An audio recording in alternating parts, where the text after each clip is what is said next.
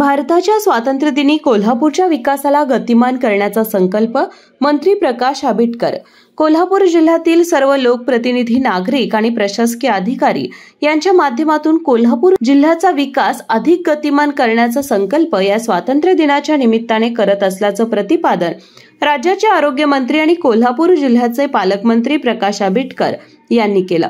आज 79व्या स्वातंत्र्य दिनाच्या निमित्त कोल्हापूर जिल्हाधिकारी कार्यालयामध्ये पालकमंत्री प्रकाश आंबेडकर यांच्या हस्ते ध्वजारोहण समारंभ संपन्न झाला। यावेळी ते बोलत होते। या समारंभाला खासदार श्रीमंत शाहू छत्रपती महाराज, जिल्हाधिकारी अमोल येडगे, पोलीस अधीक्षक योगेश गुप्ता, जिल्हा परिषदेचे मुख्य कार्यकारी अधिकारी एस कार्तिकेयन, महापालिकेच्या प्रशासक के मंजू लक्ष्मी, अप्पर पोलीस अधीक्षक धीरज कुमार बच्चू यांच्यासह सर्व प्रशासकीय अधिकारी, कर्मचारी, लोकप्रतिनिधी, स्वातंत्र्य सैनिक, विविध संस्था संघटनांचे पदाधिकारी आणि नागरिक मोठ्या संख्येने सहभागी झाले होते। मंत्री प्रकाश आंबेडकर यांच्या हस्ते ध्वजारोहण झाल्यानंतर भारतीय तिरंगा ध्वजाला वंदन करण्यात आलं। तसेच उपस्थित असलेल्या ज्येष्ठ स्वातंत्र्य सैनिकांचा सत्कार मंत्री आंबेडकर यांच्या हस्ते करण्यात आला।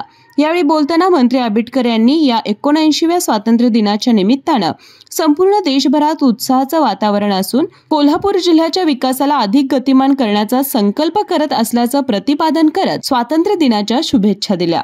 आज देशाच्या स्वातंत्र्य दिनाचा समारंभ संपूर्ण देशभर उत्साहाचं वातावरण आहे, आनंदाचं वातावरण आहे, जल्लोषाचं वातावरण आहे। मी सर्व कोल्हापूर वासियांना स्वातंत्र्य दिनाच्या शुभेच्छा देतो।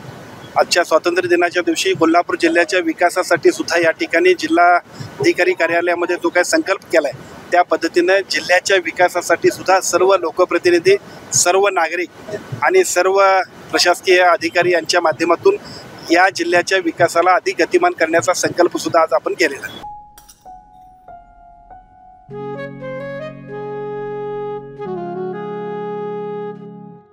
बाबा, आज येताना बासुंदी घेऊन या ना। अगं, कालच आपण आईचा वाढदिवस होता म्हणून आणली होती ना। ऐकलं? गोकुळची बासुंदी पुन्हा खावीशी वाटतेय। खरं सांगू, मलाही खावीशी वाटतेय। पुन्हा पुन्हा खावीशी वाटणारी गोकुळ बासुंदी।